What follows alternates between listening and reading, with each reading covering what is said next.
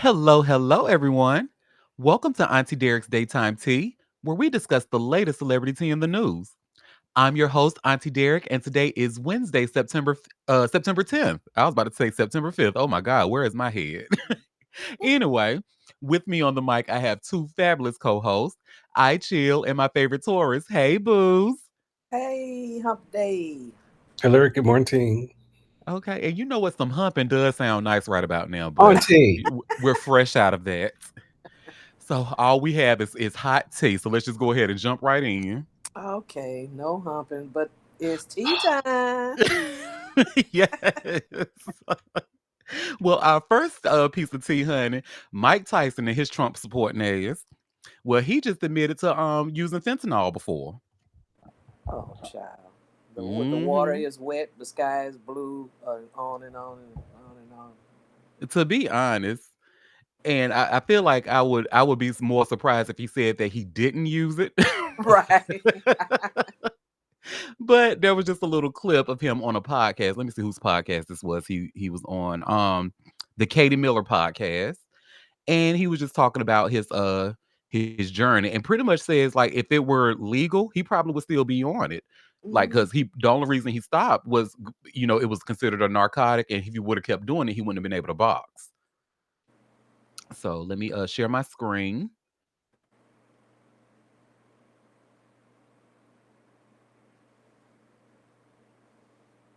All right, and you all should see here, and let me just go ahead and start the video. So you mentioned that you started smoking at age 9 or 10. How do you balance, your advocacy for cannabis with you being a role model for younger fans? I don't know. This is what I do. I smoke marijuana, and that's part of my life as a human being. That's my journey. You're unapologetically Mike Tyson. Well, I don't like to look at it like that. When I hear unapologetic, that sounds like you to me. So I don't want to think of it like that. It's just I'm who I am. Oh, listen, I don't know. Maybe I could, if I was a role model and an alcoholic and drank liquor, would I want them to do that?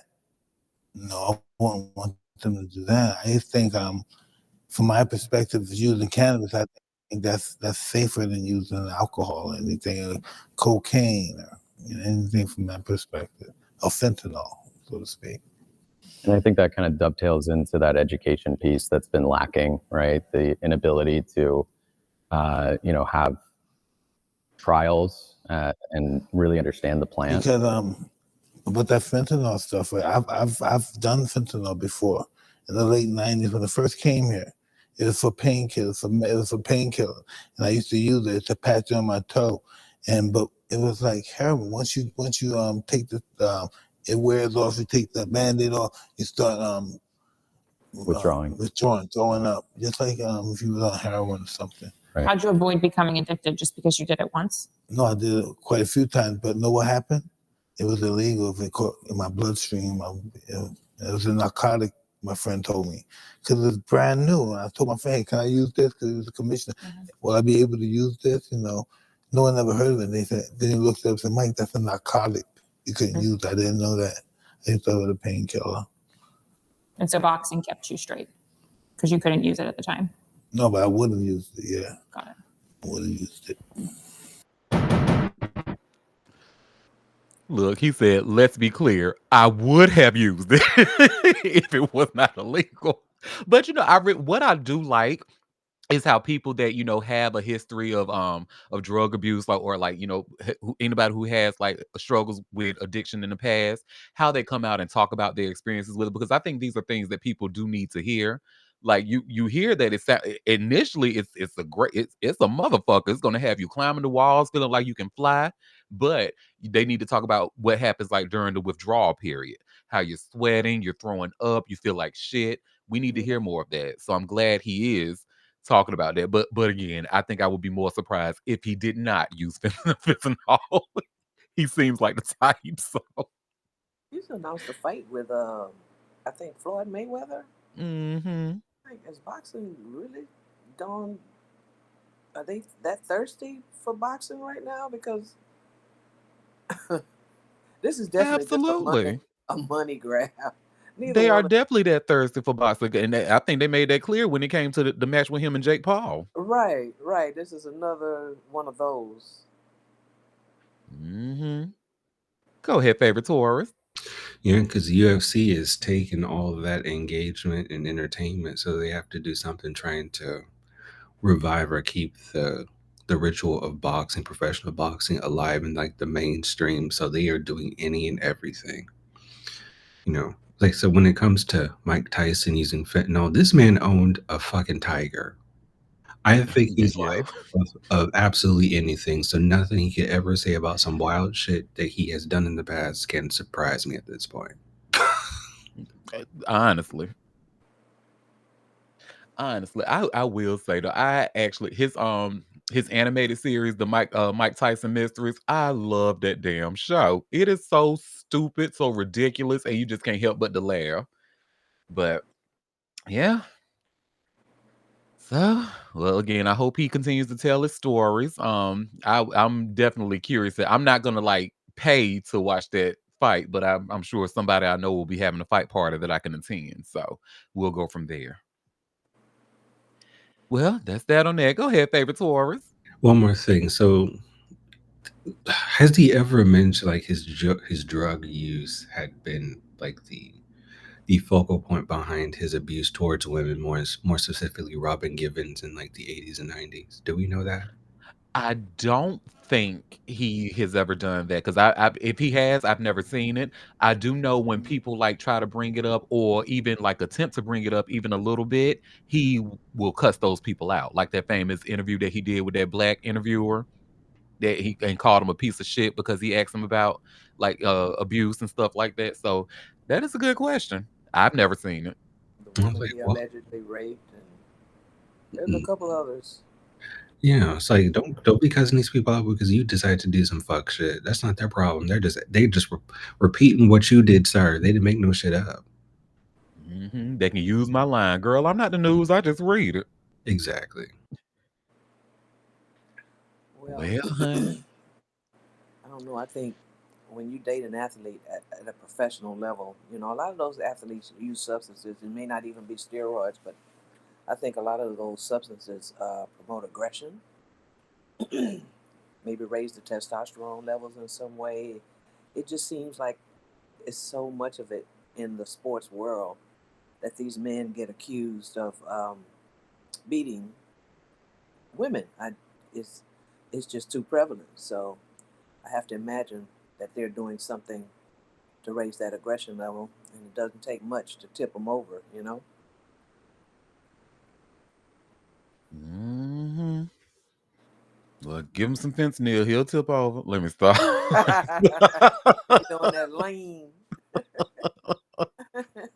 I'm just kidding. Do not give him fentanyl. Fentanyl is dangerous, y'all. Stay away from it. Well, honey. So our next story, child. So the Tyler Perry's accuser, by the name of Derek Dixon, who played in this show Oval, he is not backing down, honey. In fact, he just got off of a ABC News interview talking about Tyler Perry. And let me get this link for y'all. I have a link from page 6. Oh, doesn't look like it's yeah, it looks like a blank screen. Let me try. I think I'm gonna have to do a custom post.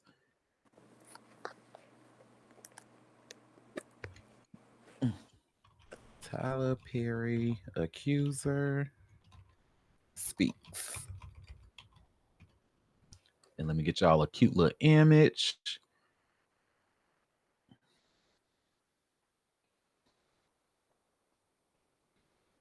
Nice looking guy.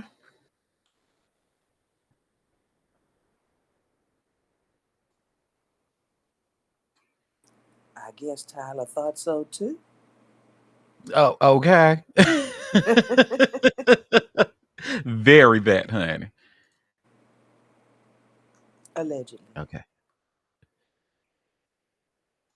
Let me see. It's not. Oh, yes. It's making me put a picture. Sorry. Give me 1 second.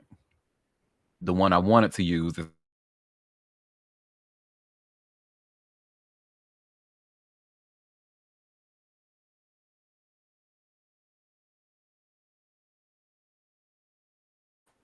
and then we'll go from there.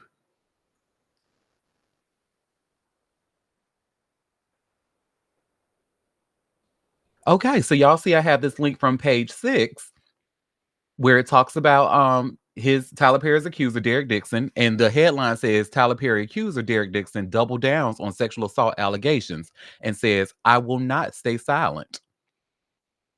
So Derek Dixon is doubling down on his sexual assault allegations against Tyler Perry in his first TV interview since filing a $260 million lawsuit. The Oval actor opened up to ABC News Live, Lindsay Davis, on Tuesday about his vulnerable accusations. While Dixon admitted it has been hard to tell his truth and carries a lot of shame, he no longer wants to stay silent about it anymore. So he broke down Perry's alleged sexual advances via text and in person, which were also described in his June lawsuit. While some initial interactions gave Dixon pause, he claims the alleged harassment took a turn when he stayed in the media mogul's guest home. I got into bed and I noticed he climbed into bed with me as well as started rubbing my leg, Dixon alleged. I jumped out of bed and he said, "Turn around so I can look at you." Mm-mm. The screenwriter insisted he allegedly reacted by being pretty clear he was not interested in that type of relationship with Perry. Dixon clarified, "I think it's okay that people try to make a move or shoot their shot, but if they get rejected, I think they should stop. I thought it would stop after that, but it didn't." He went on to detail an alleged incident when Perry pulled his underwear down and grabbed his butt despite Dixon requesting he stop. Unless someone has been through something having the control of their body taken away, you don't understand the feelings that you have in that moment, Dixon told viewers. I didn't know what to do. Dixon, who recalled repeated instances of de escalating and distracting, filed a complaint against Perry with the U.S. Equal Employment Opportunity Commission in January following his character, Dale, getting killed off of Perry's BET series. He claimed this has been Perry's way of showing his power and denied trying to extort the filmmaker, as Perry's legal team previously claimed by requesting more than $40 million to keep quiet. "I'm looking for accountability, something to deter him from doing this to someone else," he explained. "How do you stop a billionaire who won't stop themselves from doing this? Part of that number is my lost job, lost income, loss of the show," Dixon continued. The other part of that is a deterrent. Perry's rep did not immediately respond to Page Six's request for comment. Um, his attorney did, however, insist to ABC News that this is an individual who got close to Tyler Perry for what now appears to be nothing more than setting up a scam. The lawyer claimed Tyler will not be shaken down, and we are confident these fabricated claims of harassment will fail. When asked at the end of the interview what he would like to say to Tyler Perry, Dixon teared up and concluded, "Never use someone's dream to coerce them into a relationship. That's not professional." Okay. Well, one thing I will say, honey, that story is consistent. He is saying the exact same thing that we've said when I first talked about this story. I don't think you guys were in the room when I talked about it the first time because that was the day I was in Vegas. And I just did a second part to record the show when my mama's hating ass talking about, "Oh, dear, we ready to go to brunch." So I had to hurry up and stop the first part of my show and do a second part.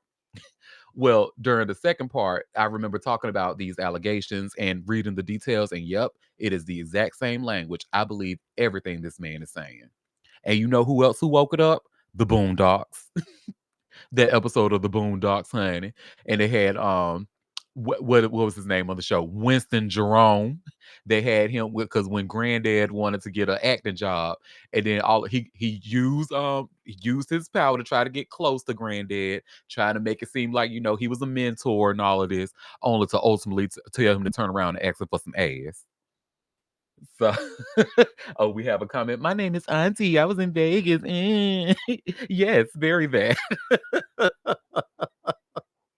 But listen, he is about to have because I'm telling Tyler is going to use every piece of money he got to try to defend his name, honey. But honestly, I don't think he's gonna have to because he already has people defending him and asking, "Oh, well, why are you talking out?" Even after this, I saw people saying, "Well, why did you go to his house in the first place?" This is Tyler Perry, and you are a struggling actor. Would you deny going to this man's I know I would go there. So That's I mean, but that's me though. that's how they use it against you because they know your aspirations. They know you want to be a star, and you have those connections. So that's something a predator would use against you. I mean, that's prime ter- prime territory. Hmm. So yeah, most people would, even if they suspected that he would do that, they would think, oh well, I don't, I'm safe. I don't have to let him or whatever. But yeah, that's a predator's dream. And then remember, he said he was staying in the guest home. So yeah, you invited me to my guest home, which means I'm supposed to be there by myself. And then all of a sudden, Right, I look up and Tyler Perry getting in the bed with me. right, right. Now, I personally would bust it open, but that's just me. Derek Dixon Oh my doesn't have to God. do that. But go ahead, favorite score. And this is why men don't come forward, you know, Mhm. because of the perceived shame and people kind of coercing their stories. And it's always, not saying this is wrong. So I don't mean for for this to come out that way. It's always believed that they believe women when Right. they're assaulted, but men are often left out of that conversation as well. And the emasculization that comes from saying that, hey, I've been sexually assaulted by this person. It's sad that there's so much shame around that. So it brings me to believe, that this is not the first time that has happened. It just so happened that he met with the right one that was willing to tell his story, and not back down from it, because there were rumblings of others as well. I believe one in particular, I believe his name was Christian something. Um, Yep, Christian Keys. But now the Christian. thing, just a quick note: Christian never did say anybody's name. He just gave hints, like he said it was a billionaire and da da da da da. But he never said. But we not stupid. We know who he was talking about. Right. So like things like that, especially when you compound it with the background that many of these people that have allegedly been have potentially been assaulted, I'll say that, come from, especially if they are black men, and the additional stigma that comes from that as well. In addition to the fact that Tyler is so well insulated from his fan base, who is statistically church going folk, of the church going women, black church going women. And so there's an additional layer to that as well, because who's not to say that they have been the victim of a certain assault and they weren't believed. So essentially, it's projecting that harm onto another person because they themselves weren't seen as truthful when they themselves have come forward. Again, this is statistically speaking. I don't have solid evidence, just based upon what we know, in Western society as a whole. So I'm glad that this person is speaking out, and I wouldn't be surprised if it kind of opened the flag or busted it wide open, using Auntie's words, with other people to come forward as well, regardless of their background, to say, you know what, this may have happened to me as well, and have concrete evidence like the text messages that we saw. You know, so he's Mhm. not coming into it blind, pointing a finger and saying, "Hey, this person did it to me," with no concrete evidence. We've seen those text messages. You know, Yep. There's definitely going to be like a what's the word I want to use? Maybe a reckoning, because I think he is going to inspire a lot of people, a lot of men to come out and say their stories. And shout out to Christian Keys. For a light skinned guy, he's kind of cute. And if it weren't for him, then we wouldn't have all the Queen's men. So shout out to him. And at this point in Tyler Perry's career, why would you feel the need to even hide if you're gay? I, I Well, because I think we've seen, like, when I honey, when I tell you that homophobe, he knows who his audience is and he knows what they like and don't like. And trust me, that will definitely affect his bottom line. He is not. When I tell but you that homophobia in church, he's mm-mm. not even the subject of every movie he makes. I mean, I would rather he do that than be known. I would rather say that than be known as some kind of predator who tries to take advantage of men on the low and have it come out like this, Mhm. to where it's a criminal thing or you're seen as a predator as opposed to just living your truth. Is one really better than the other? Because obviously, if you can't control yourself, you know this is a problem. So now you're going to be accused of this as opposed to just living your truth. you know maybe I'm looking at it through a straight woman's eyes, and that's all I can do. I can't see it any other way. I can understand a conversation about it, but just looking at it from my perspective, that's kind of how I see it. Yeah. Go ahead, favorite Taurus. Well, no, that's very valid, Chill. I can honestly say that that ship has left this the train has left the station years ago, because even if you were to operate, if this is, of course, this is all speculation, of course, even if this person were to kind of accept themselves publicly in that way, it would further perpetuate the stigma that the gay men are predators and we're after people. Go get the booty. It's more than that, you know. So I don't think it would have helped his cause at all if he decided to go down that route. Well, not at Hmm. this point. I mean, You're he's right. already been accused. I'm just saying, if before this happened, like, why let it come out that way, as opposed to what you've made it. You're successful. You're making movies. You got series on Netflix. You're making all this money. You being gay as a big director, producer, whatever. I don't think it would matter as much as if maybe if you starting out in your career that you would suffer some financial setbacks as opposed to where he is now. I don't know how far back these allegations go. Um, it just seems so counterproductive to let it come out this way. Like, I like to make the analogy like these accusations are like roaches. If you see one, just know that there are multiple that you don't see. Well, yeah, yeah, Hmm. you're right. So this person is, I'm sorry, I'm not too familiar with this person's name, so please forgive me. So this person may have come forward, but even if, well, the scenario that you brought up, show would have been the thing, it still could have happened. It still could have been another person, you know. So Yeah, this could have been a staple in his entire career up until this point that we're just now hearing about, unfortunately. right. So yeah, I still rest on Lee. I don't think it would matter because it would still kind of perpetuate that stigma. And on top of that, we see what they did with Tootsie Roll, a black man with Hmm. power and money and access.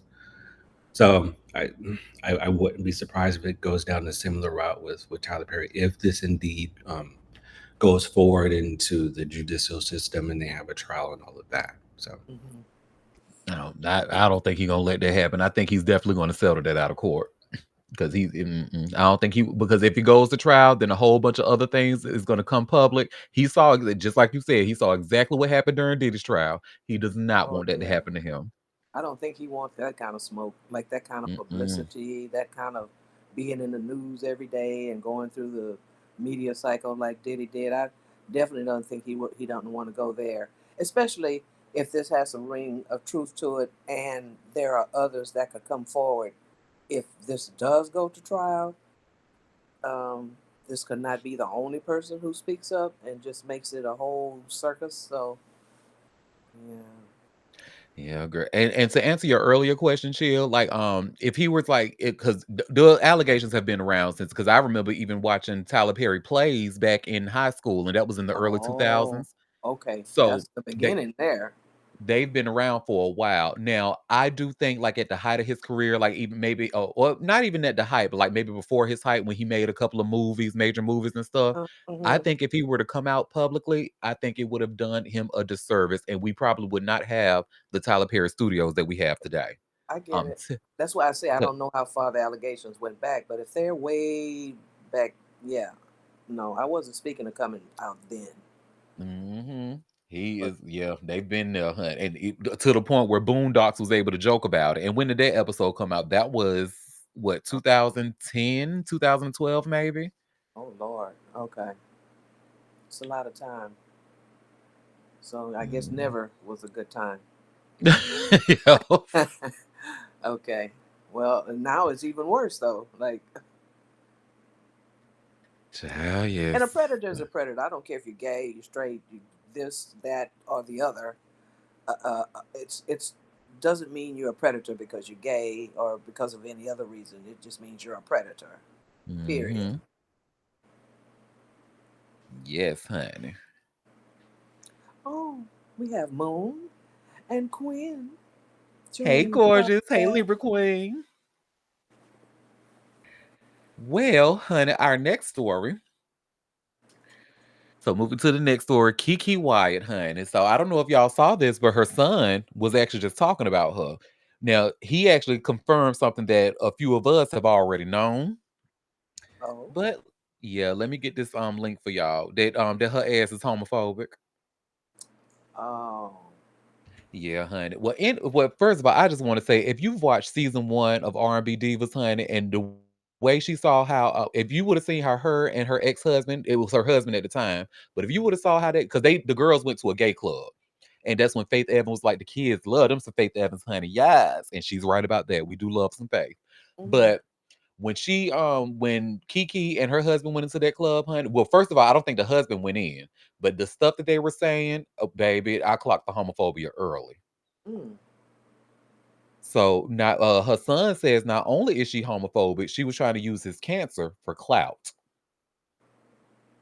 So y'all see, I just shared this link from Vibe, and y'all should see the headline here. Kiki Wyatt claims she's not homophobic after son's exploitation accusation. sure. Right? So Kiki Wyatt is seeking privacy when it comes.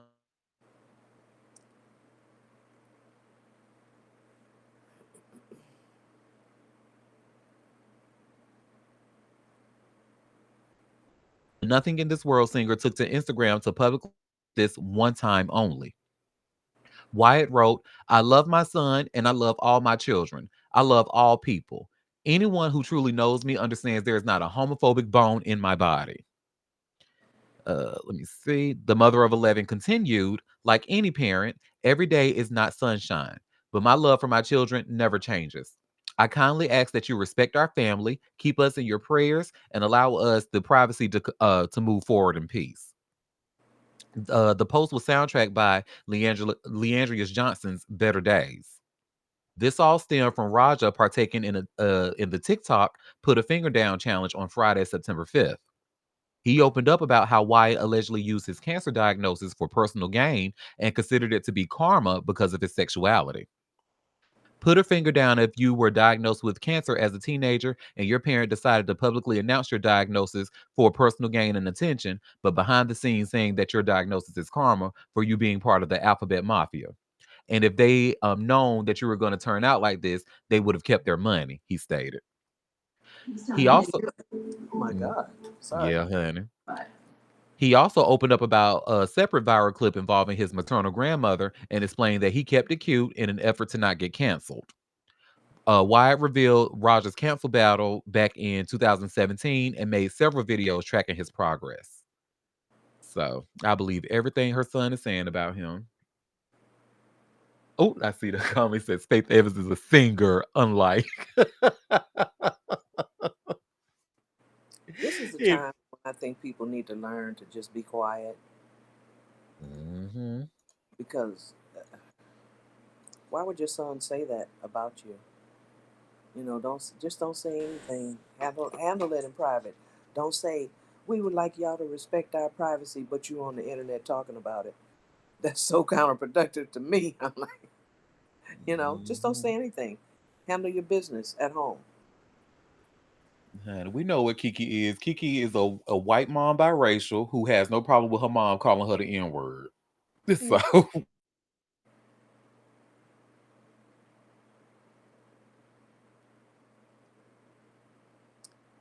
Go ahead, favorite Taurus. I mean, Kiki didn't have a problem with the Alphabet Mafia when she was taking money to sing at Pride events. So Mm. that. Wake it up. But it's not surprising at all. I don't have the credentials to diagnose anyone with anything. It's not my ministry. However, you can tell that she's had some internal struggles of her own. And I wouldn't be surprised if the foundation of many of those struggles have either deep roots or the solid foundation that is Christofascism. I guess that's the phrase of the week, Christofascism. Honey of the century, Yeah, really.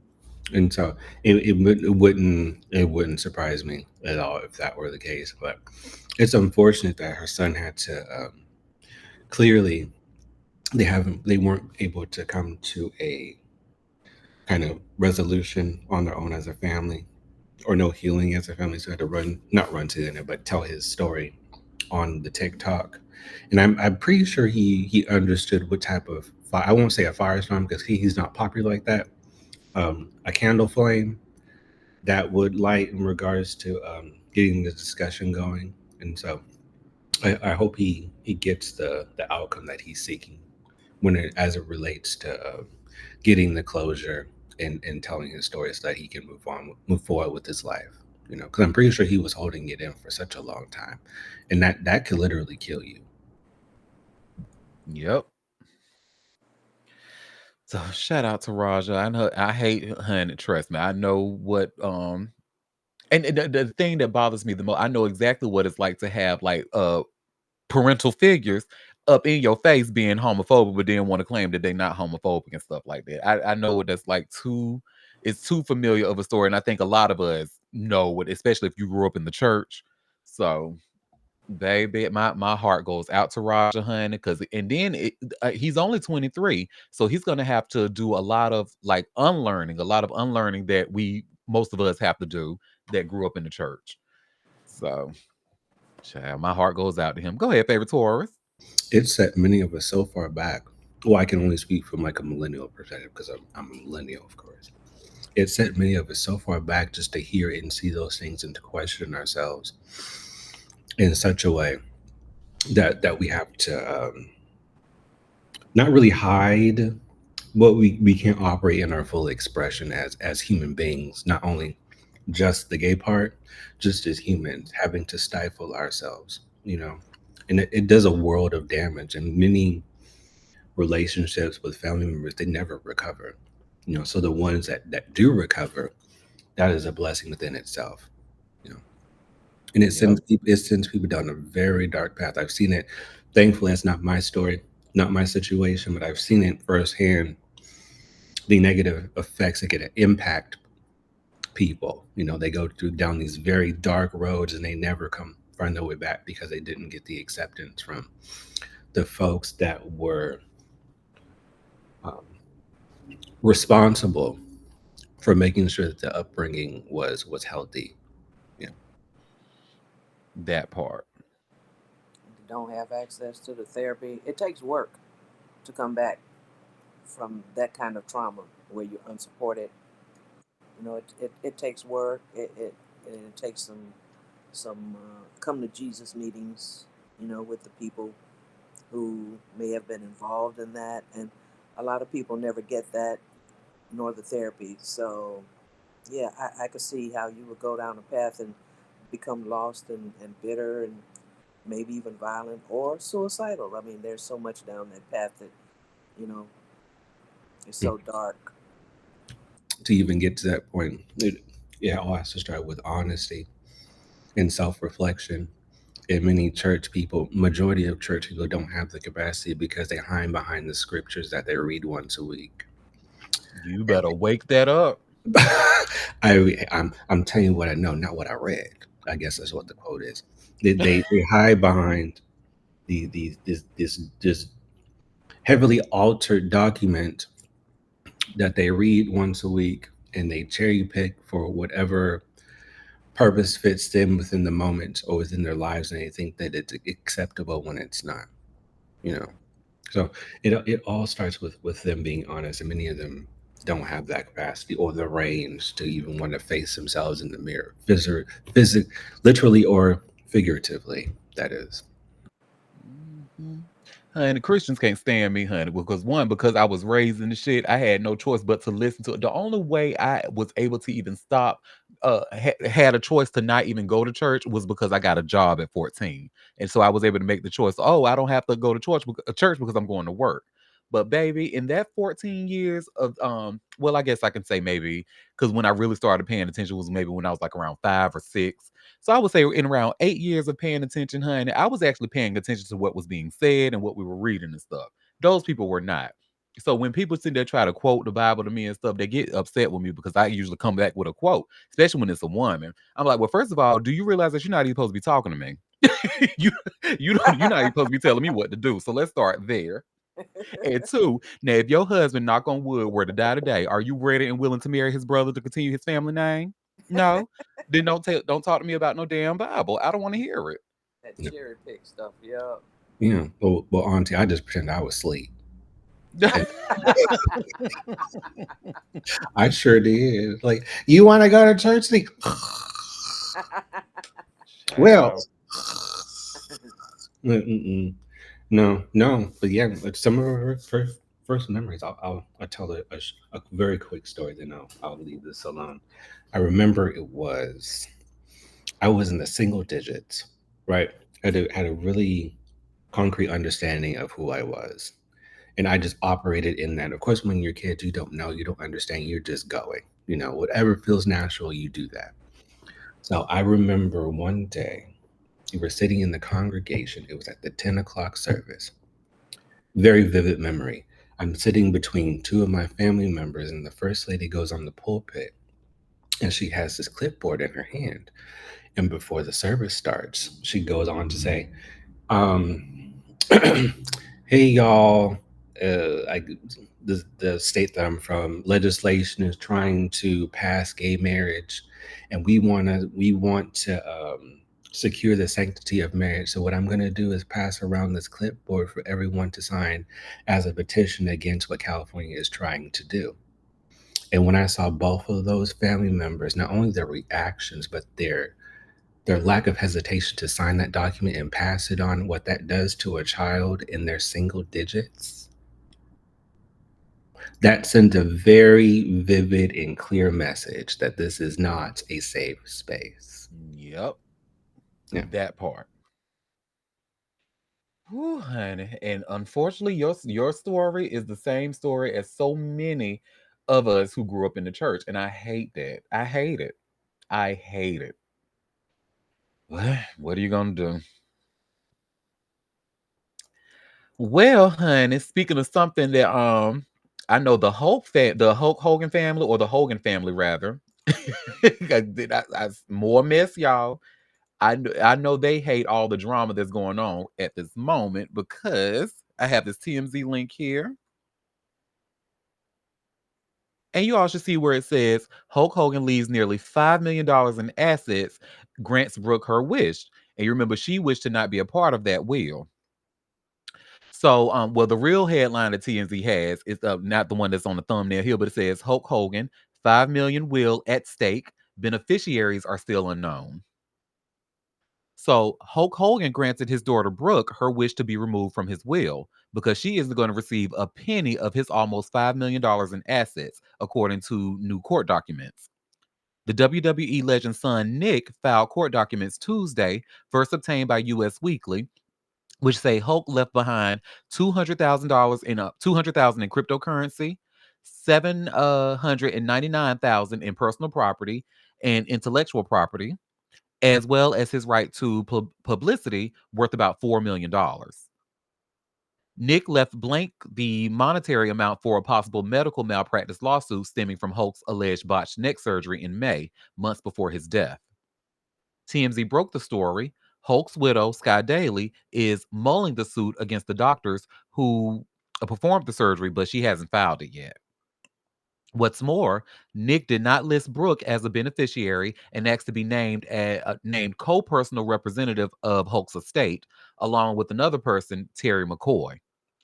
Nick says Hulk first executed the will in 2016 before amending it 4 times from 2017 to 2023.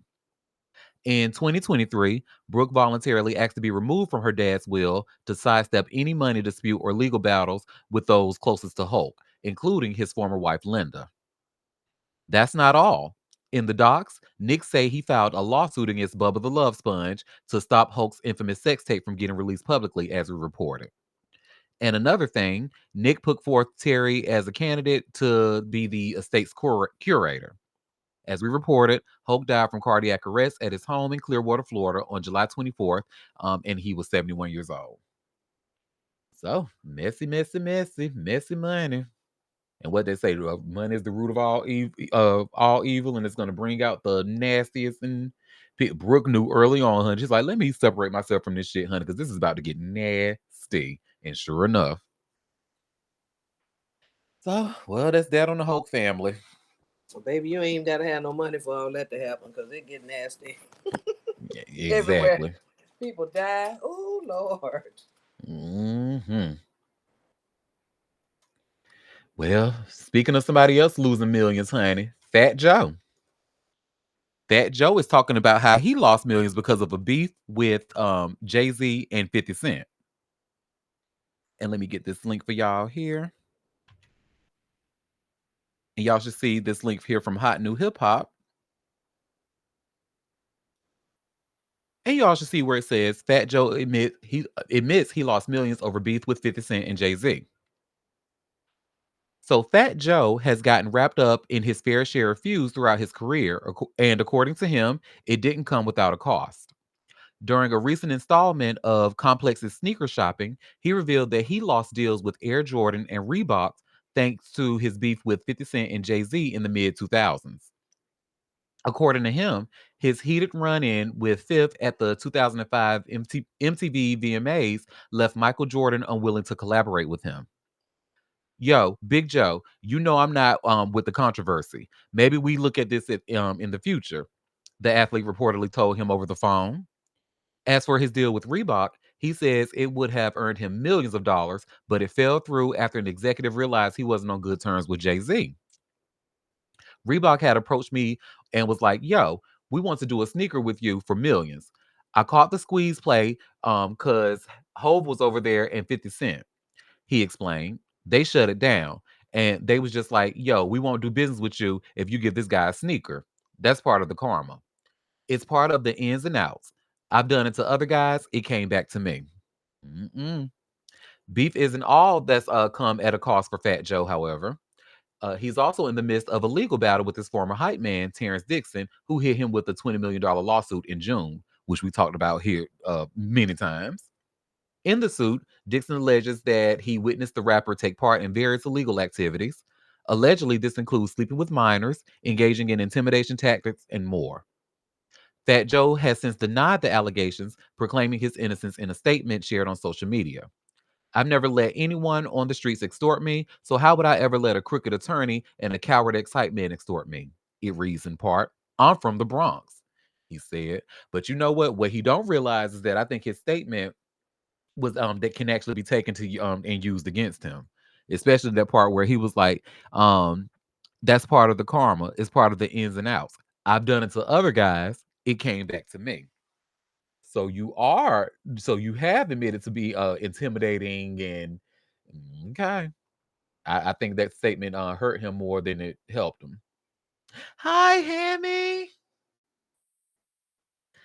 So Ham Hock, where the hell have you been? working. That's some bullshit. You're supposed to be here kicking with us. Yeah, Ham Hock. We miss you. Shame, shame, shame. Honey, I know that bitch been standing on the corner. I know them feet and that pussy is tired, honey. See, look at him working. That's a working girl. I'm looking at this photo. It sure does look like that beard is like tattooed on or something. Like, what is going on with that? That does not appear to be a close shaved beard. You It know, looks. so I think it's enhancements, what they call enhancements. So they use like this airbrush shit, like on your hairline specifically when Uh, folks get haircuts nowadays. And I guess he applied that to his facial area. Yeah, well, I'm yeah still waiting on the enhancement part. Lord have mercy. Put your knife. Give me my knife back. Chill. Goddamn. No, I like it. It's sharp. You didn't ask. Okay, I'll put it back. Damn. Thank you. Yeah, it's yeah. Yeah. Y'all already know how I feel about that bald headed fucker. So So I'm over here like shit. Good, lose more money, but that's not nice. So, Well, he wants to be in black folks' business until he gets in trouble. Then he wants to scream, "I know black." So hmm we'll see how he acts or operates as this progresses and he loses more money. So, but as you know, two quarters, aka Auntie's fake X-Man, is a petty one. So we'll see what happens. hmm Why would he admit that he's done it too? You know, people just don't know how to be quiet. Yep. Especially in the middle of a lawsuit that's alleging that you do use the intimidation tactics with people and stuff. Like, Amen. are you dumb? Like his Dumb. girl Remy Ma would say, "Are you dumb?" Well, they both are. That's okay. Oh, oh, oh, oh. Well, speaking of somebody who's not dumb, honey, Whoopi Goldberg, and our next story. So I have by way of TMZ. She's pretty much telling us that as much as she would love to, she can't retire because she pretty much she's not been put in a position to marry rich where she can stop working. What? So, so if you were looking for Whoopi or Joy Behar to be off of the View, you can hold your breath because it's not going to happen anytime soon. But y'all see, I just shared this TMZ link. Whoopi Goldberg, I can't afford to leave the View, and she says to blame her exes. Oh, So, really? well, Whoopi Goldberg may be 69 years old, but the showbiz vet is not eyeing retirement, mainly because she can't afford it. The Oscar winner revealed Tuesday she has no plans to exit The View after 18 long seasons, but it's not her love of daytime TV hosting keeping Whoopi on the air. Instead, she's only working late in life due to not marrying well. Girl, Wow. aren't we all? There's a lesson here, ladies. Okay. She told Entertainment Tonight, I got to keep paying those bills, baby. Remember, Whoopi's been married 3 times over the years. First to Alvin Martin in 1973, the second to David Clayson in 1986, and the third to Lyle Trachtenberg in 1994. All three ended in divorce, and these days she's choosing the single life. We don't blame her either. It's no secret divorce isn't cheap. Whoopi Goldberg isn't the only a longtime host clinging on to The View, as Joy Behar also told Entertainment Tonight she has no plans to retire. Her reason was far less cheeky, however, saying creative people don't retire, they don't resign, they just keep going. The View just kicked off its 29th season on Monday, where Whoopi and Joy were joined by Sunny Hostin, Alyssa Fair Griffin.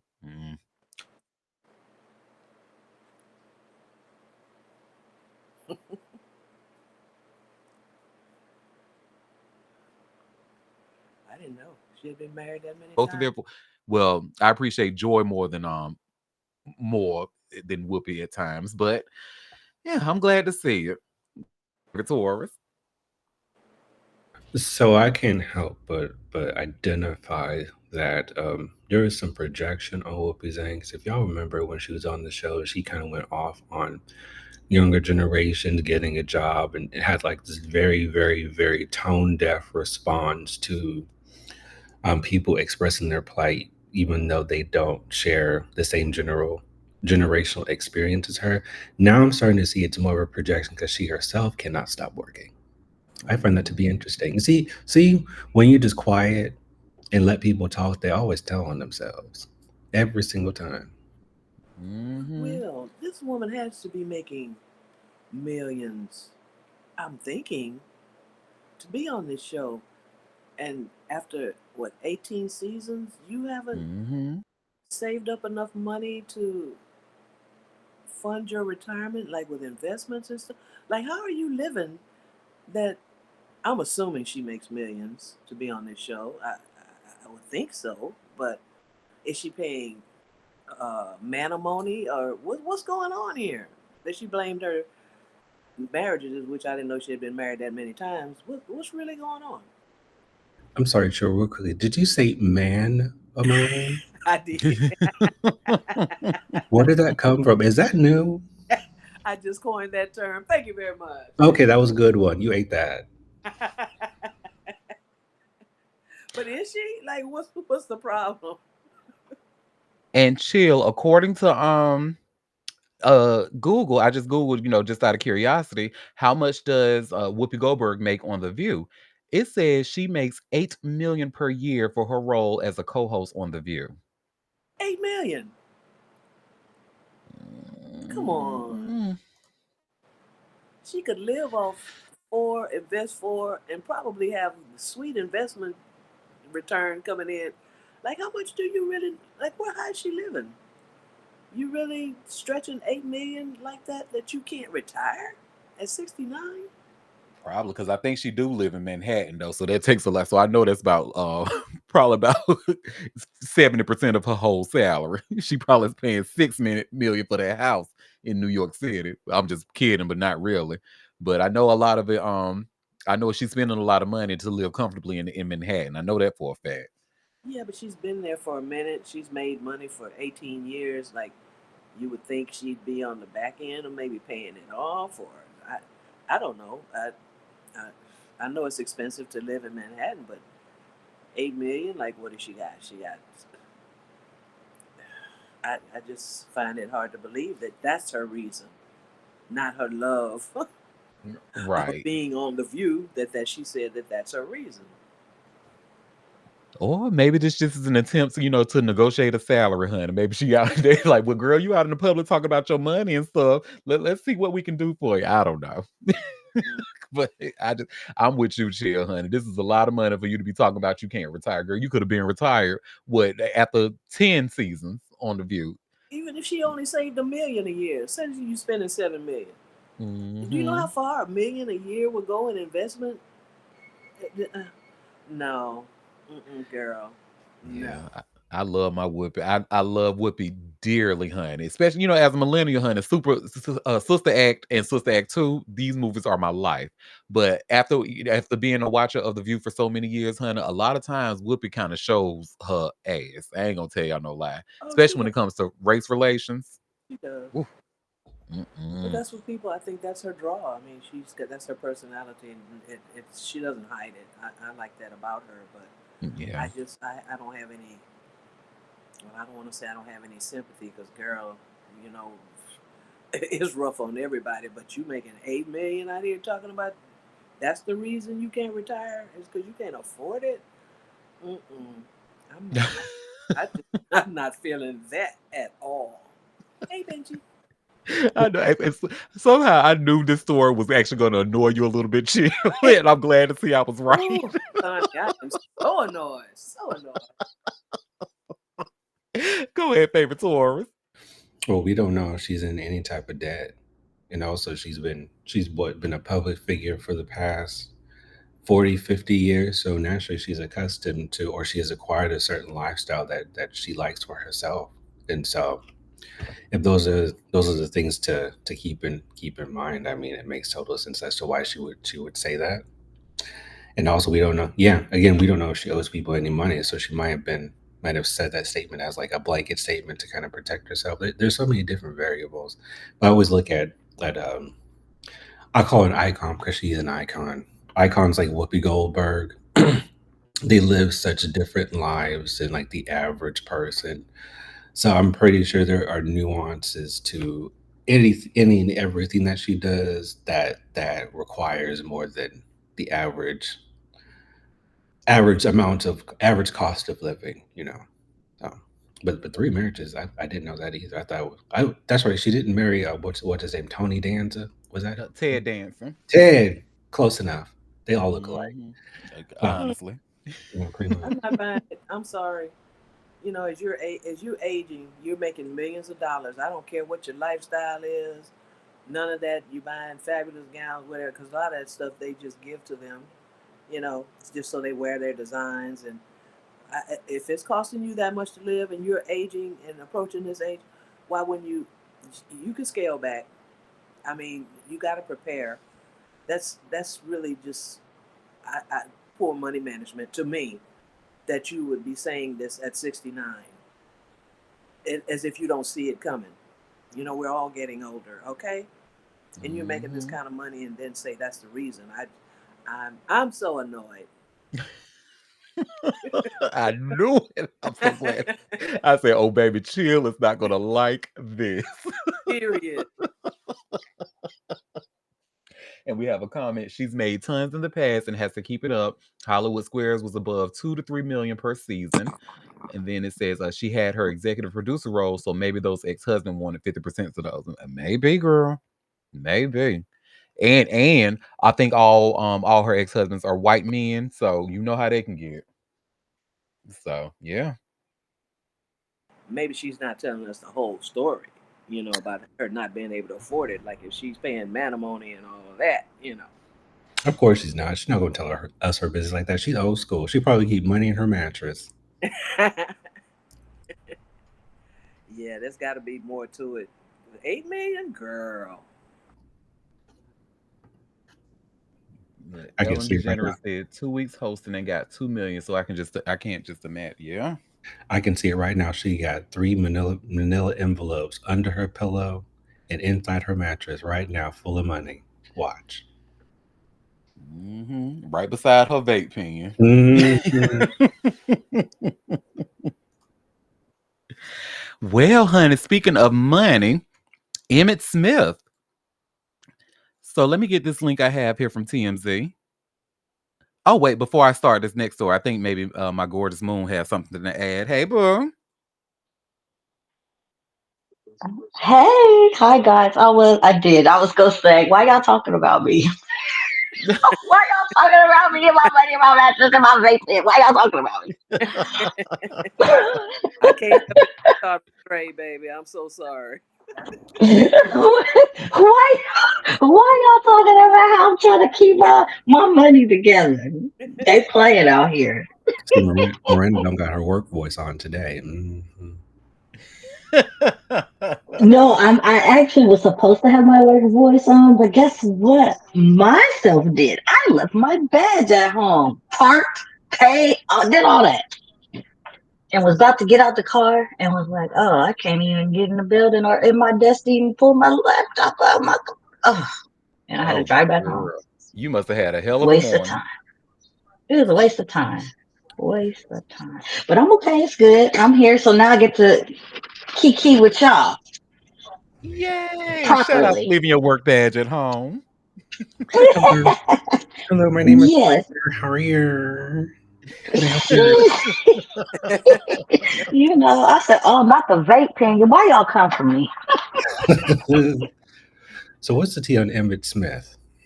Well, Emmett Smith, y'all see I just shared this TMZ link. Emmett Smith's ex-business associate wants to countersue and says that Emmett defrauded him. So, one of Emmett Smith's former business associates is asking the court for the right to countersue the NFL legend, claiming the ex running back defrauded him. Smith initially sued Johnny Wimbrey back in December of 2024, alleging he gave Wimbrey and several other defendants hundreds of thousands of dollars to invest, but claims the funds were misappropriated for other purposes. This week, though, Wimbrey filed to amend a previously dismissed lawsuit against Smith, alleging the Dallas Cowboys great was actually the one who caused the financial losses. In his planned countersuit, Wimbrey says Smith misrepresented to third parties that he had authority to act on behalf of Wimbrey and to use Wimbrey's name and reputation in connection with soliciting and pooling investments.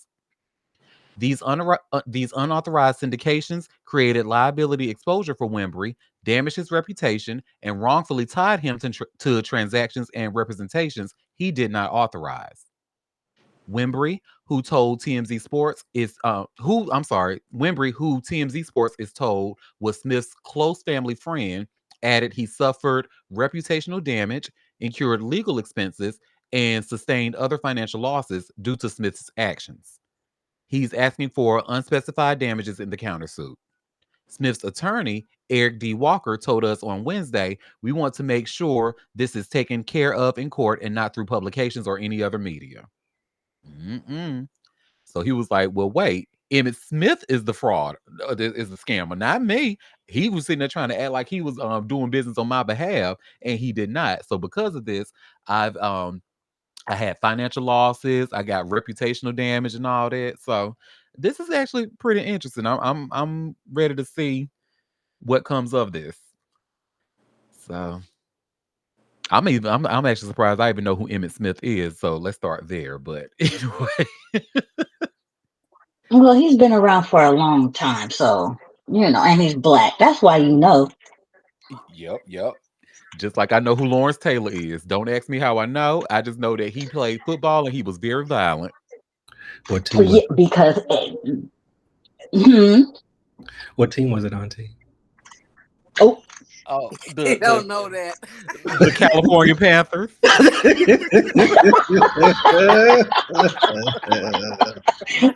who, I remember where? you. The California Panthers, Hilarious, honey. hilarious. Well, going over to the so I have like more information about yesterday because we talked. You remember yesterday we talked about D4VD. And Yes. side note, I actually just happened to look at one of his songs. Yeah, Hmm. his music is not for Auntie. And honestly, in fact, I'm not even trying to be funny when I say this, but if you were to listen to the song or his songs and not realize it was him, you would think it was a white person singing that music. I'm not even playing when I say that. I was like, oh wow, this is not a white man. Mm. Well, that makes sense because they said he's the more streamed than a lot of the most famous white artists out there. Well, And I was like, oh really? I had never even heard of who the hell this person is. So apparently he must. That sounds that adds up. well, he better work now. His music may not be for Auntie, but I'm sure somebody, well, plenty of people out there like it. So, well, but let's talk about how they like it looks like they may know who that person was who was found in his car. Now, again, he has nothing to do with this. He's currently out of town performing. So he didn't have anything to do with this as we know. But y'all said I just shared this TMZ link. D4VD victim ID'd as female with distinct tattoo, dressed in tube top and leggings. I knew it was a woman. Yeah. Damn. But wait till you listen to how they did it. Like it was a really short and small one. Like, okay, so Los Angeles authorities are inching closer to identifying the badly decomposed body found chopped up inside a Tesla registered to singer D4VD. The LA County Medical Examiner issued an online report Tuesday night listing the gender of the victim as a female who was about 5'1" and 71 pounds. Damn. Okay. I was like, wait, is this a child? When I first read, but then they said she had a tattoo. So I was like, no. So anyway, the medical examiner said she had wavy black hair with a tattoo on her right index finger that reads shh. So when her corpse was discovered, she was wearing a tube top and black leggings with two pieces of jewelry, a metal stud earring and a metal chain bracelet in the shape of a W. The medical examiner could not determine her age or exact cause of death, but police are investigating the case as a homicide. As we reported, the body parts were discovered Monday night inside a bag in the trunk of the Tesla at a Hollywood impound lot, where it was towed after it was found abandoned in the Hollywood Hills. We're told the Tesla was never reported stolen. The LAPD says the Tesla is owned by singer-songwriter D4VD, who is performing tonight at the Fillmore in Minneapolis, Minnesota. Our sources say police informed D4VD about the grisly discovery inside his car, and he is fully cooperating with investigators. So, well, that's part one of the story I wanted to. Oh, I'm sorry. We have a comment says still a hard 20. Well, even though he's being cooperative, and even though he did not have anything to do with this, the body that's being discovered in the car that's registered to him, he's still losing money, honey. Because Hollister actually decided to cut ties with him. Oh wow. Yep. And let me get That this other. size person though, that does sound like underage. Either underage or someone who's been kept in dubious circumstances and maybe starved. I mean, an adult woman weighing 71 pounds, even at 5'1", is very, very small. Hmm. Yeah, my first thought is that she was possibly on Figueroa. Oh, oh. Mm. So if you don't know, that's where uh, That's a famous street in LA where Yeah, people get companions. yeah, Uh, yeah, yeah. Could have been that, but it's a mighty small person.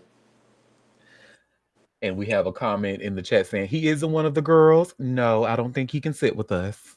we don't want to sit with us, Hemlock. I'm so sorry. Right. Mm-mm. But y'all see this TMZ article with the second part of the story where it says D4VD Hollister scrub singer from ad campaign after body found in his car. Oh, So you can be as cooperative, you can do it because again, he was out of town, ain't had nothing to do, but Hollister still said, nope, don't want none of that. mm.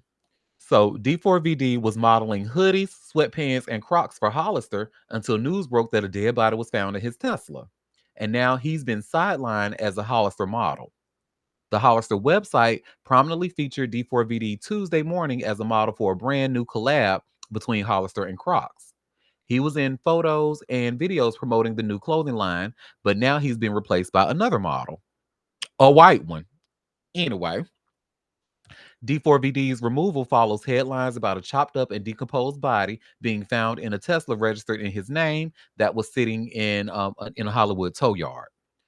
LAPD told us cops were called to the impound Monday after receiving a report of a foul odor coming from the Tesla. Police say human remains were found, and the case is now being treated as a death investigation. As we first reported, cops were the ones who told D4VD his Tesla was in an impound lot with the dead body inside, and he told police he had no clue anything untold was going on or untowered going on. Excuse me. We've been told D4VD is fully cooperating with police and is planning to take the stage Tuesday for a scheduled show for Minneapolis from his world tour. It's unclear if D4VD gave his Tesla to someone to use or if the car may have been stolen. And we've reached out to Hollister. So far, no word back. Well, what the hell is Hollister gonna say? I mean, what they gonna say? And on top of that, you quiet as it's kept. You know, Hollister don't really want too many black people wearing their clothes anyway. Allegedly. So, Never heard of yeah. Hollister, but okay. Oh, you haven't, Mm-mm. girl? It's scary. Look, so was saving lives when Hollister was popular. Oh yeah, true. And plus, Hollister and what's shit Abercrombie, they can't afford that shit now. They're trying to have a rebrand or a relaunch or some shit, so they can't afford any type of bad press. Not to mention if it includes a melanated person, considering the history of these brands. Not to wake that up, so it's not at all surprising. That's the Abercrombie lane. Okay, Hmm. Mm. no wonder. Well, does anybody want to add anything about Hollister or Abercrombie Lanes or D4VD before we go to the next story? I really hope they're able to identify who the young lady was, and in if anything, if she was missing, for her family, kind of give them closure, and also give her like a proper closure to her life on Earth since it was potentially cut short.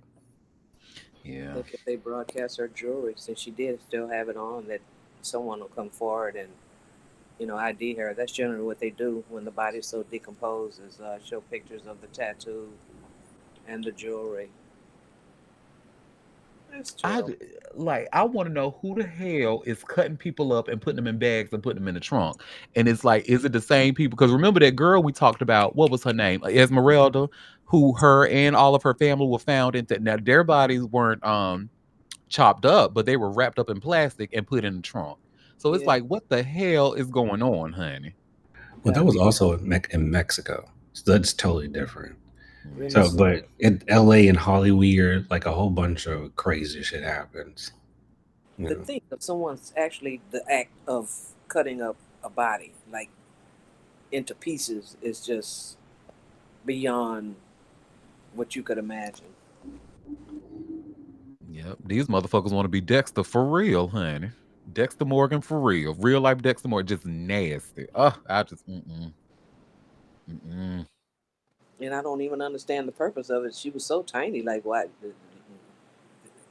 They had no. I could see if they were trying to fit her into something small, but which is usually the case when a killer does that. They're putting them into something that they couldn't put a whole body in. But why? This is definitely some kind of sadistic killer type stuff here. Agreed. Well,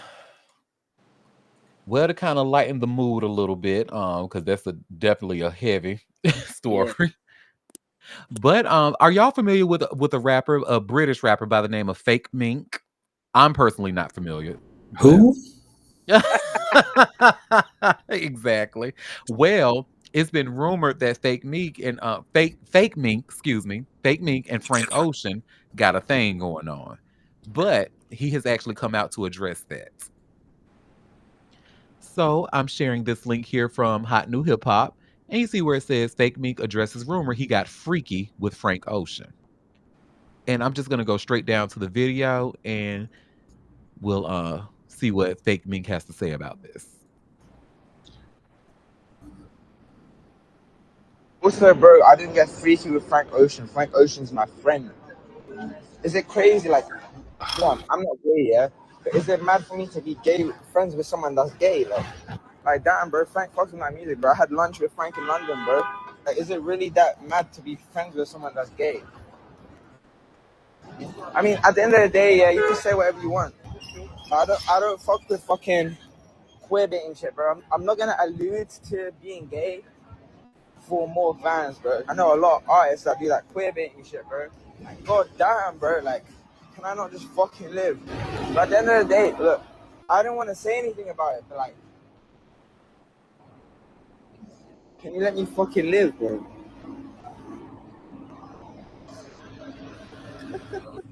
The comments. The comments.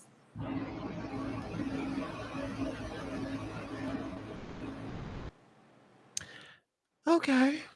So I'm actually not mad about what he's saying. And honestly, I think we need more of it personally, but I just hate that he felt like he had to even come out and Right. say that.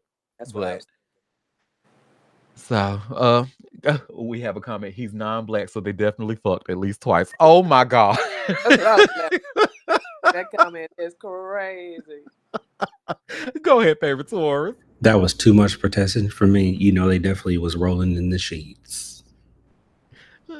Frank maybe gave him a little like but maybe they didn't. Maybe he's right. They didn't get freaky. Maybe Frank got freaky with him. Words mean things. Allegedly. And Words mean things. Okay. it's like, like usually what happens is someone has to come out and quote unquote protect their name. They've done some shit. Like if it really didn't matter, he wouldn't have said anything. So I'm with Hammock on this one. One thing I do like that he said though, he was like, I don't get down with queer baiting. I don't, because a lot of people do that queer bait. I'm not gonna let y'all allude to me being gay just to try to sell shit. Like that's not that kind of part of. So I appreciate that part of it because it's too much queer baiting going on out here, NLE Chopper. But I'm just glad he said that that's not the case. So we need more of that, I think. But I'm with y'all though. I think something did for him to have to get that old this. I mean, I would take a tweet, like if he would have just tweeted or posted like, no, that's just my friend. No, but he did a whole video about it. Like I mean, well, Peaches, in order to sell stuff, we gotta actually know who you are first, baby. oh, and the comment says they didn't get freaky, they got nasty. Yes. So there you Also, so somebody didn't prepare beforehand. Got it. Oh! I just hate I even know what that means.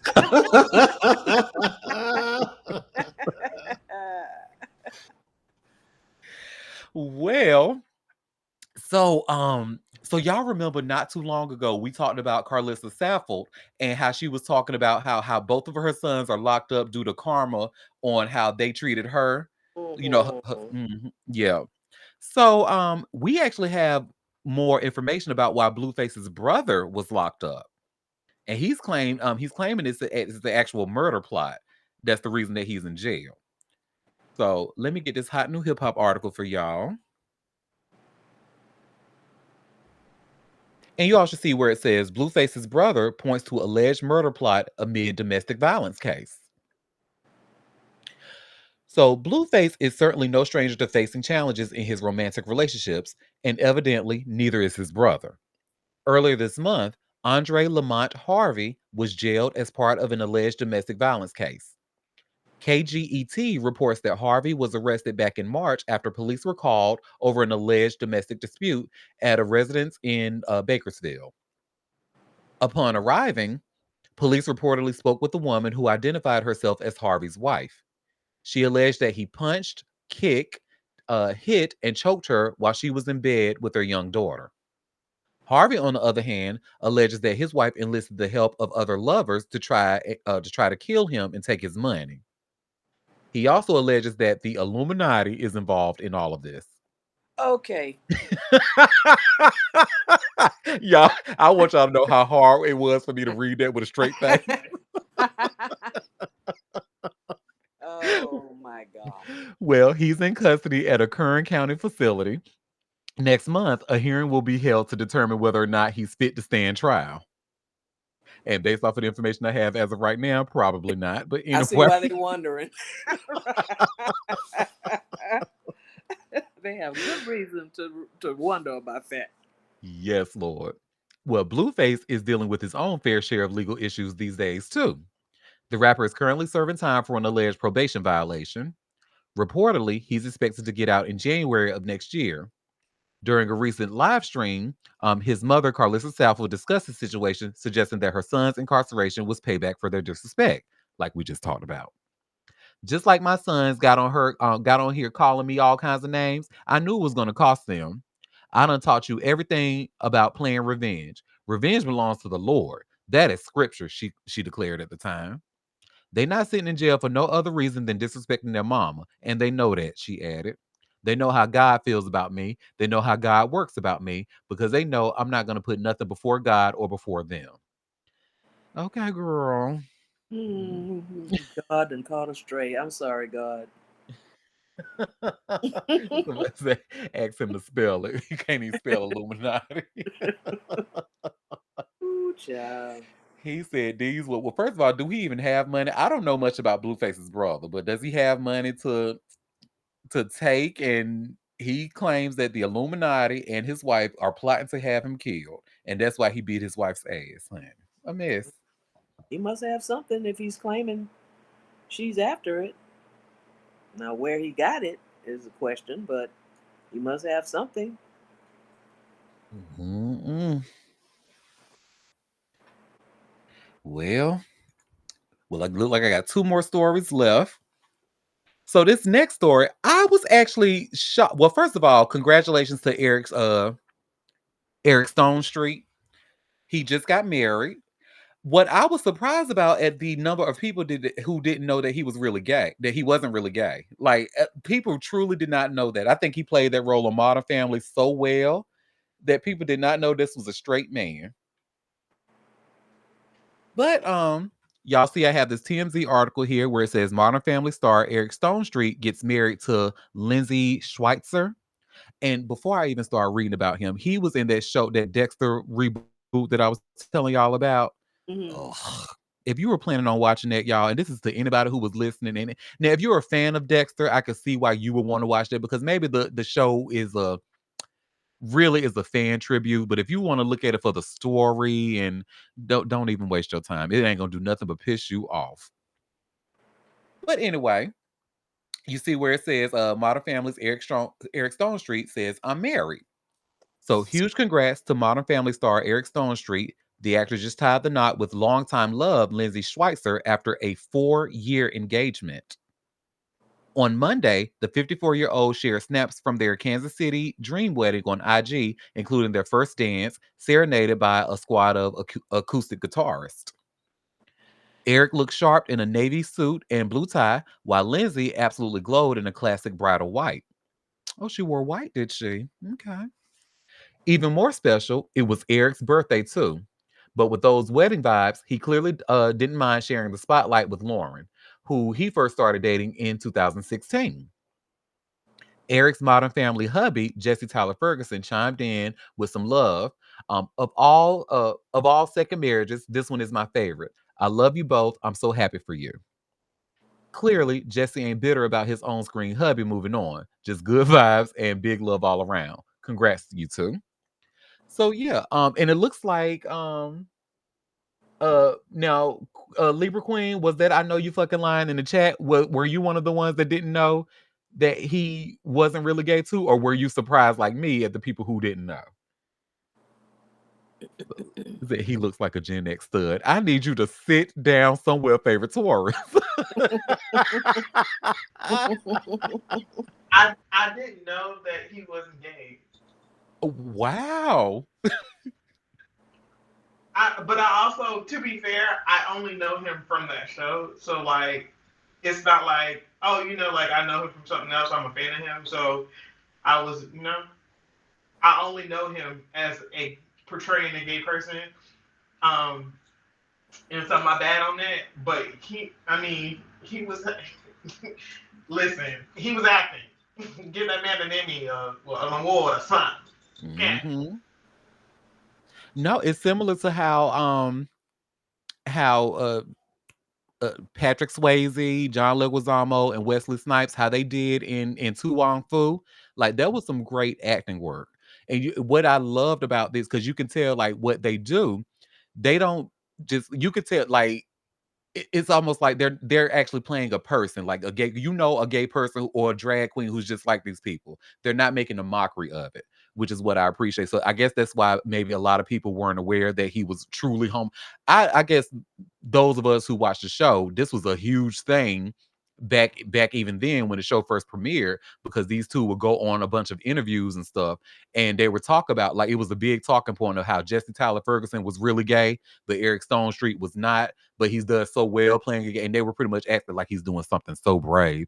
How do you feel about portraying a gay character? Da, da, da, da, da. Oh, look, favorite tours commented he got a GLAAD award. Because he's so brave because he plays a straight person. Never mind Neil Patrick Harris not playing a womanizer for years and was very convincing Hunter, but I don't think he got an award. Did he get an award for that? I don't know. But yeah, go ahead, favorite Taurus. People out here acting like everyone doesn't have both masculine and feminine energies within them. I guess it's the patriarchy or toxic masculinity which makes it quote unquote brave for a man to kind of embrace aspects of himself that have been traditionally been shunned by whatever Western society says. But people don't realize like we're made up of both. We exist in both. We operate in both at all times, whether people want to realize it or not. Especially when it comes to cis hetero men or just men in general. You better say that. Well, again, congrats to Eric Stone Street and his longtime girlfriend. And yeah, that's that. Hopefully he gets more. I can imagine as a cis hetero man, I can imagine he's probably trying to get away from that role. I think I don't think he's trying to, because especially with Modern Family being canceled. But I don't know. He might, because the reason I brought that up, I'm just here like thinking, y'all remember from the movie Players Club, and what's the girl name who played Ronnie? It's Crystal something. I forget her last name, and I'm so sorry, but Crystal something. And I remember her doing an interview that was pretty much talking about how she was reluctant to take other roles with her playing a lesbian, because like she felt that Players Club was gay enough for her career, so she didn't want people to get the wrong idea about her. Literal homophobia. But I mean she has every right to feel that way. So I wonder if Eric Stone Street feels that way. Is he trying to get away from the homosexuals in his work?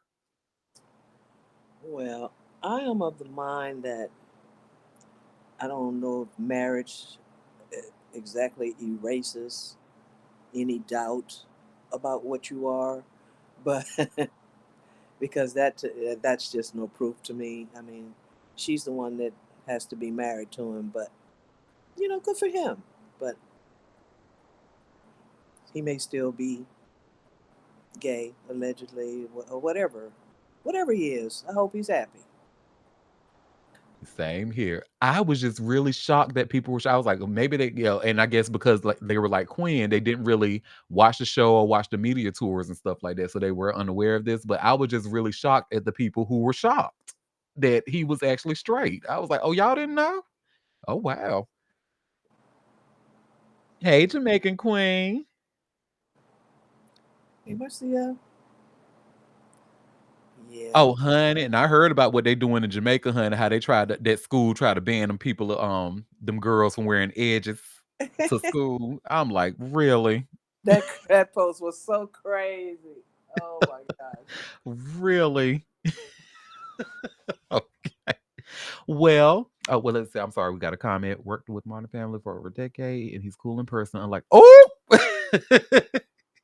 his character is cool. How dare you? It was what's their names on the show? Is it Mitch and shit? It escaped me right now. Well, anyway, let's go to our last story, honey. Our last story for the day. Sweetie. Sweetie out here doing iconic shit. So she's about to that sports ball that y'all be watching, honey. She's about to be part of it. Oh. Yep. So y'all see, I just shared a People article, and you should see where it says Saweetie makes history as ESPN's first woman Monday Night Football music curator, and this is a People exclusive. So Saweetie is bringing her signature style to the NFL this season as ESPN's first ever Monday Night Football music curator. Fans got a preview of the partnership on Sunday, September 6th at ESPN's Red Nail Bar pop-up salon.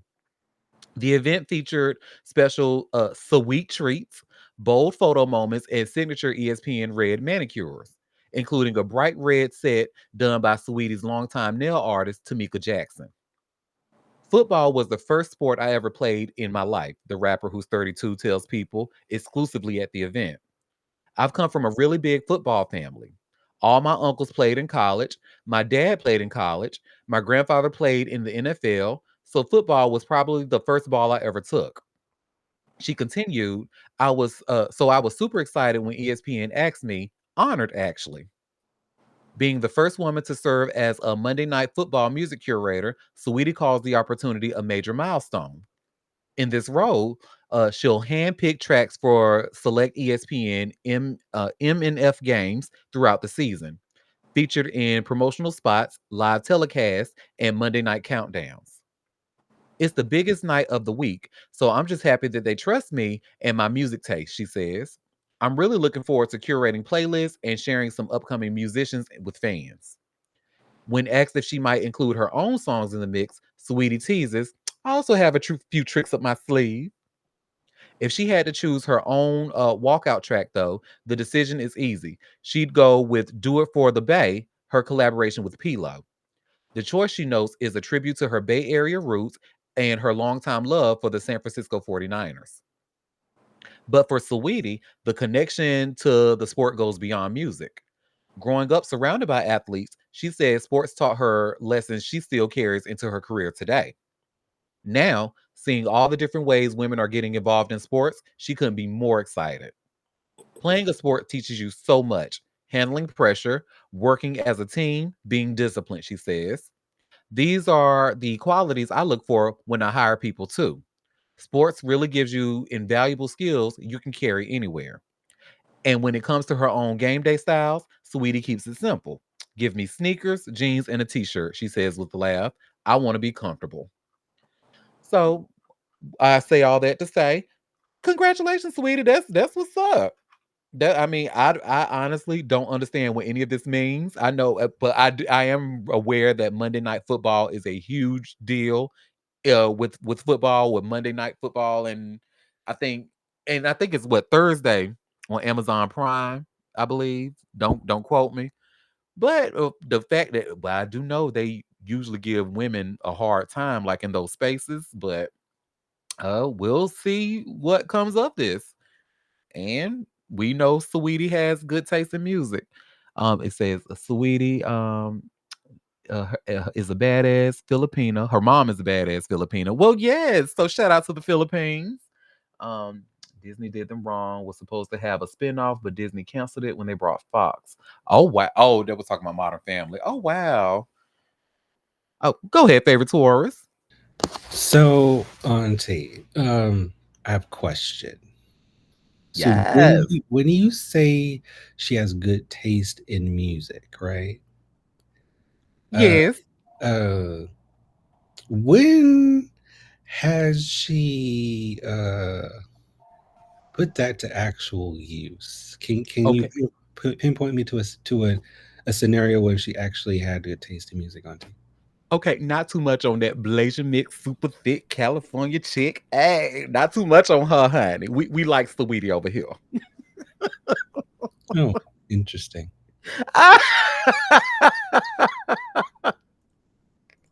Oh, well, yeah, but congrats to her, and hopefully we'll see more women in those spaces, in the sports ball spaces, particularly the NFL, because I know, well, I know firsthand somebody I know personally that gave her a hard time, ESPN, and yeah. So we'll see what comes of this, and we'll see how she curates those playlists. Hopefully, I want to hear her like she need to be putting like some Kaya or something. Oh, these straight men need to be woken the fuck up. Like matter of fact, girl, make your first song, the first song that you put on that playlist, make it "Pay Your Pussy Bill" by Kaya, because these niggas out here need to pay their pussy bills. Don't listen to Auntie, sweetie.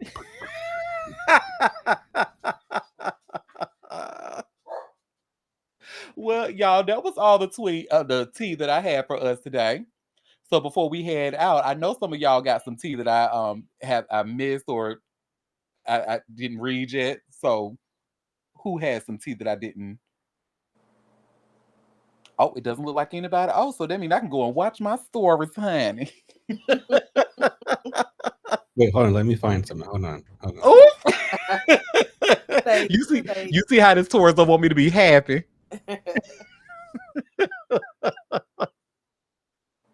Well, y'all, thank you for taking time out of your busy day to come and sip tea with me. It is always a pleasure. We will be back tomorrow at 12:30 Eastern Standard Time if you can make the live show. Until then, I hope you all have a fabulous rest of your day. Bye, everybody.